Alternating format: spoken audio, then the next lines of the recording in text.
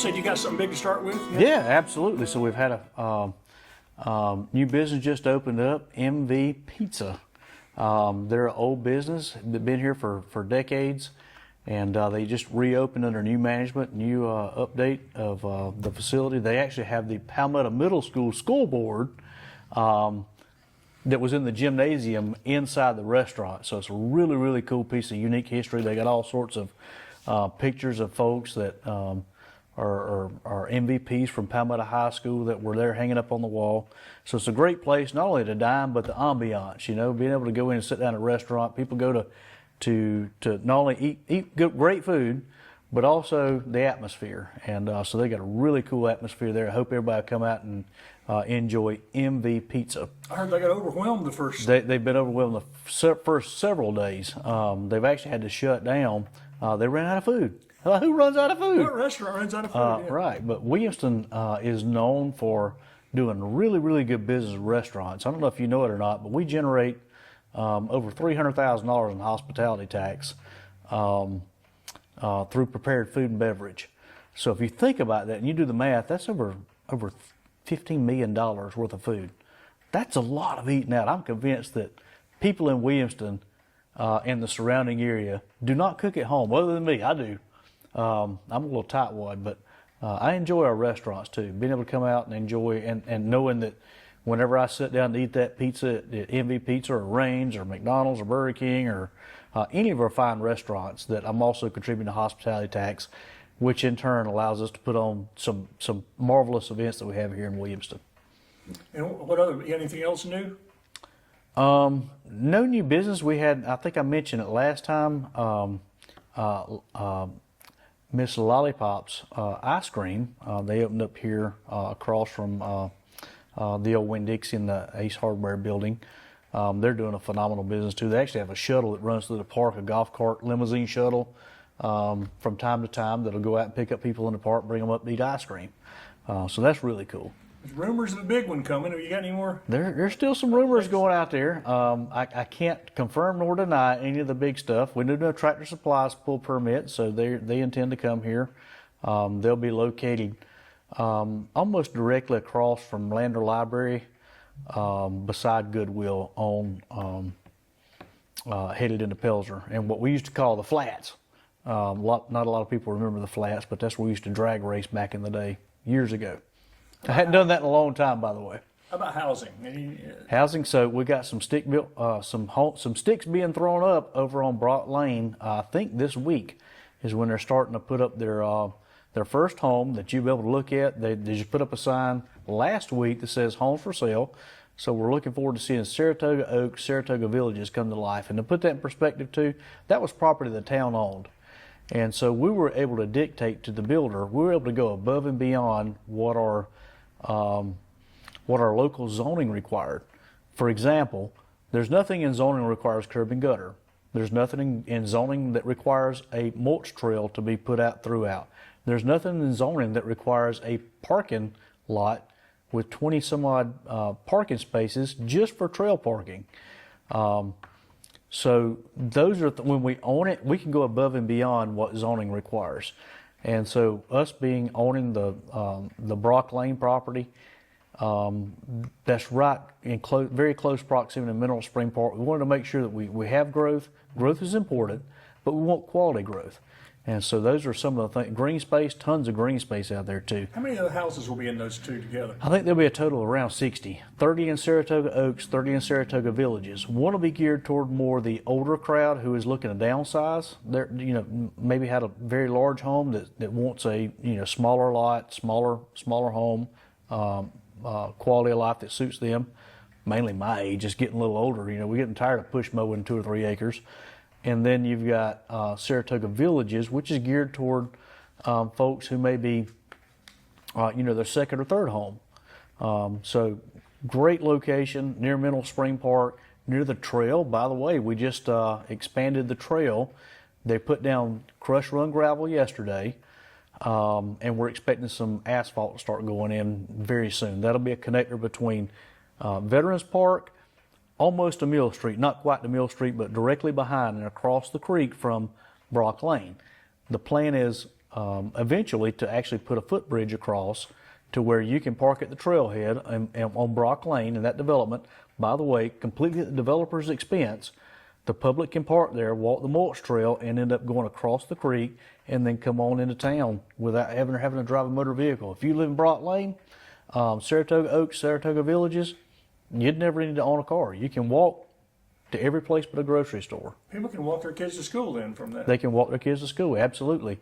Eventually, we want to work with the school district and the safe routes to school, the county, the state. There's a lot of people that we got to work with, ACATS, the transportation service, to tie in our current trail system to continue along Minor and to tie into the schools and DOT's sidewalk system that surround the schools. If you go there any evening, you can see tons of people out walking around the track there at the school and walking the perimeter along Minor Street, along Roberts Boulevard, Middleton Boulevard, Major Road. All those have sidewalk systems that we want to tie into, and eventually tie in around Depot to be able to get to Pelzer, West Pelzer, that area as well.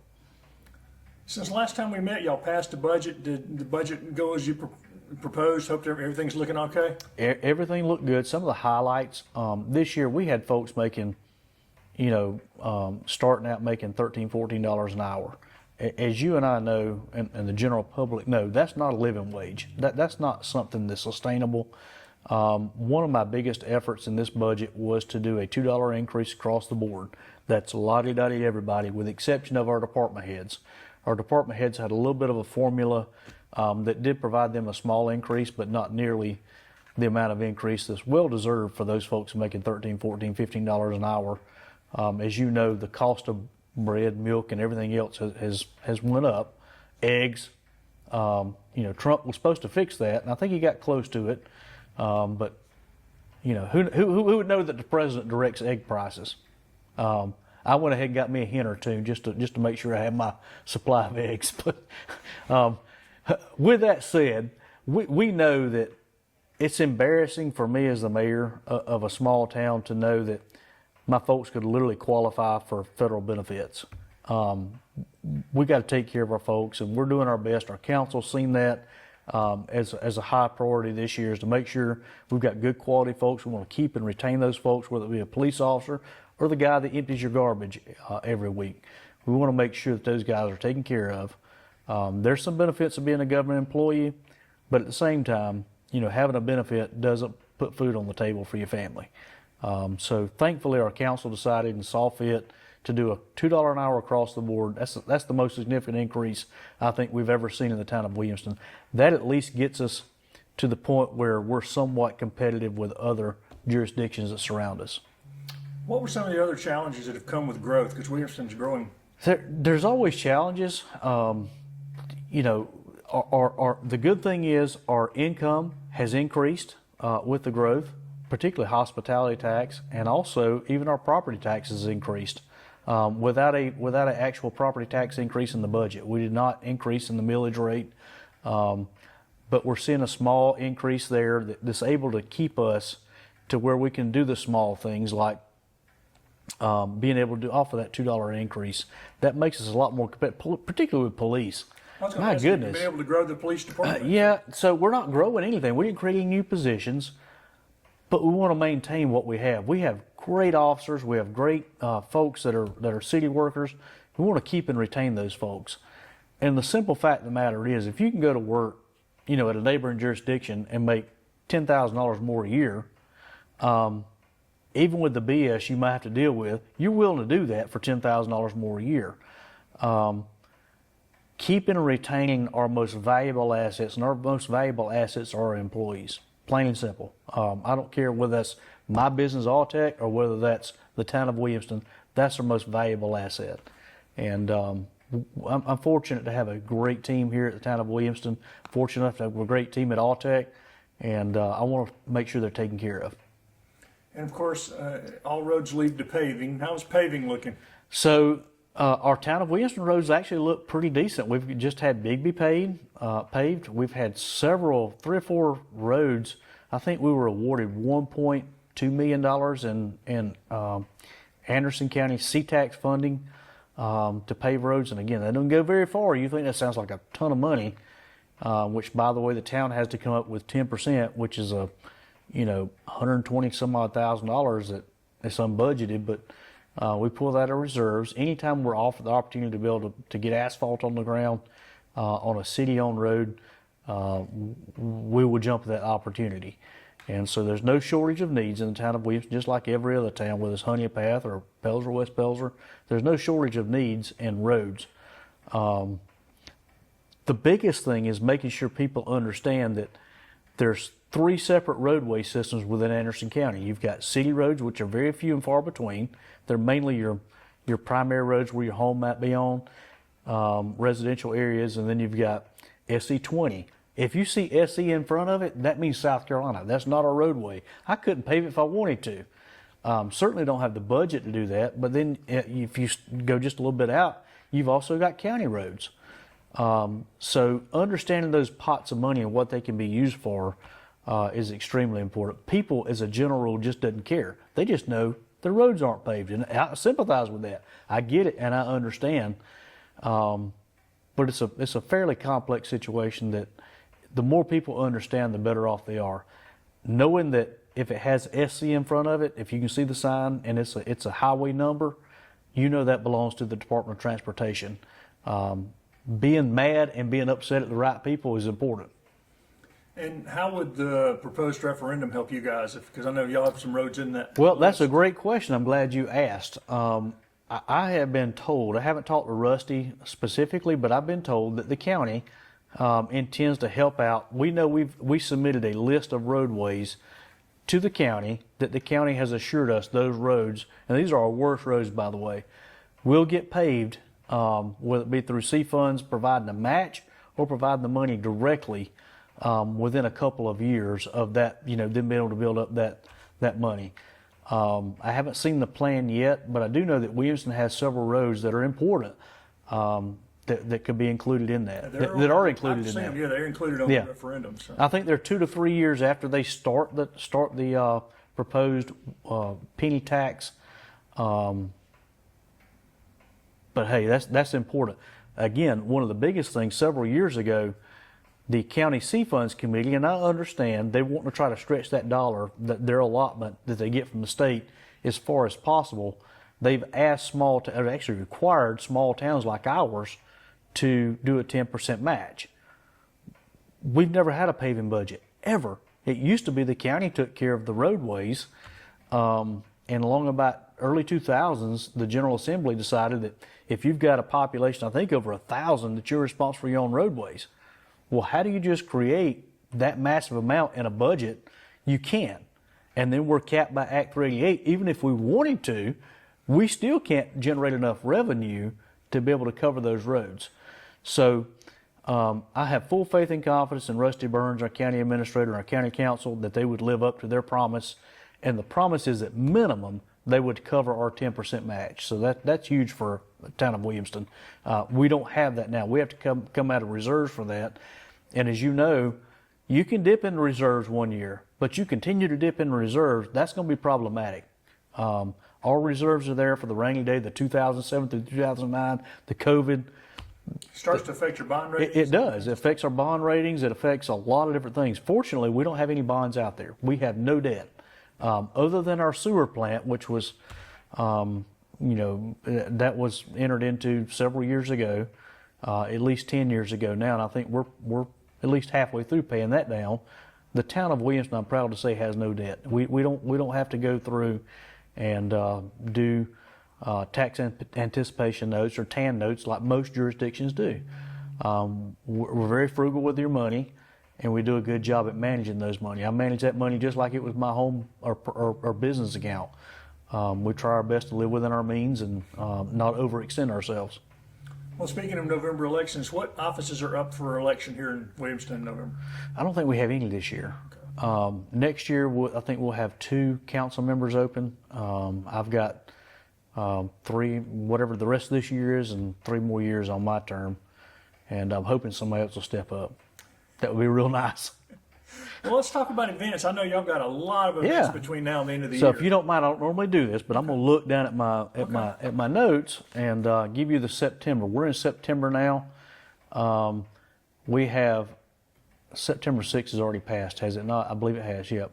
So the 12th we have the fall scarecrow decorating contest, and that's September 12th through October the 3rd. Remind people what that is.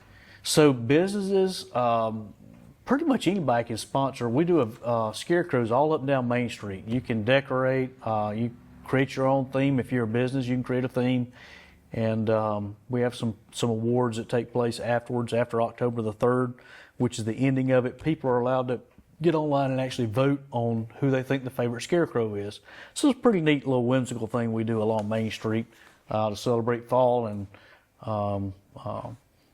we got Boo in the Park coming up, so celebrate. Well, that brings a lot of people over here. Tons and tons of people. But I don't want to get ahead of myself and start talking before Boo in the Park. Let's talk September first. So September 12th through October the 3rd, we have our fall scarecrow decorating contest. We've had a series of cinemas in the park. The 6th we had this past weekend, we actually got rained out and had it here at Town Hall. It was supposed to be at Brookdale Park. We had a movie shown here at Town Hall. Bring the kids out. We have free popcorn, that type of stuff. The same thing will happen on September 13th. It will be at the Gray Drive walking track on Gray Drive. So we try to, we've got 3 separate parks throughout town and a pocket park near Bojangles on Main Street. We're trying to spread those activities out throughout our public parks. You got Mineral Spring Park, which is obviously our premier park where the town was founded around. You got Brookdale Park, and then you have Gray Drive Park, and then you have the pocket park over near Bojangles.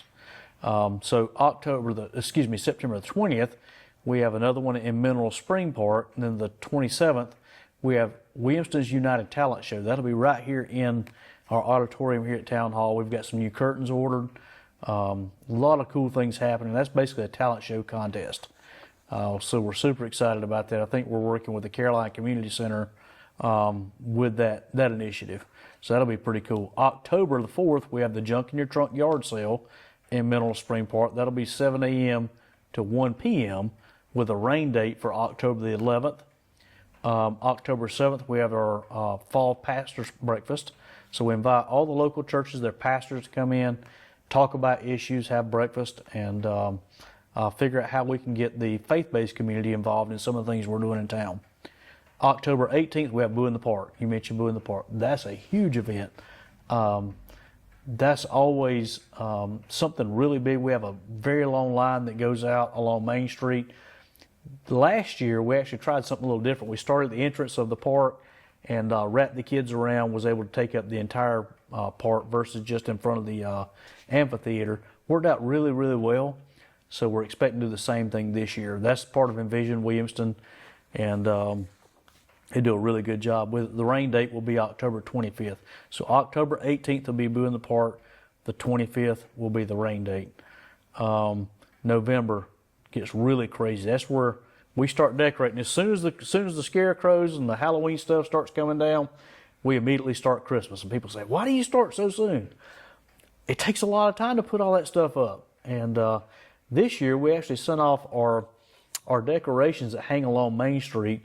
For those of you who have driven Main Street at Christmas time, they're starting to look a little faded, and they had incandescent lamps on them. We're having those completely redone this year, spending a considerable amount of money to be able to have a nice display up at Christmas this year. Of course, the park, lights in the park. Oh, God, yeah. Tons and tons of lights in the park. Williamston goes all out. So this year will be Williamston Goes Griswold decorating contest. So you'll be able to put out Clark Griswold and his family, anything related to National Lampoon's Christmas Vacation along Main Street. And that'll be voted on very similar to the Scarecrow contest. And then the 30th of November, we'll have the Winter Wonderland and the Holiday Market, a tree light and all the festivities that go along with that. Snow. I think they're going to have the parade this year too, the same date. That worked out pretty good last year. It was a lot to put in 1 year, but at the same time, you was able to kind of knock everything out in one day. It was a nice flow of traffic. You'll be able to come to Williamston on November 30th and spend the entire day shopping, seeing the parade, Winter Wonderland, the snow, carriage rides. everything you could possibly think of. Town hall be decorated with deck the halls. That's trees from one end to the other. It's a magical place to be in Williamston at Christmas time on November 30th. We're super excited about that. That's our next huge event that we expect to happen.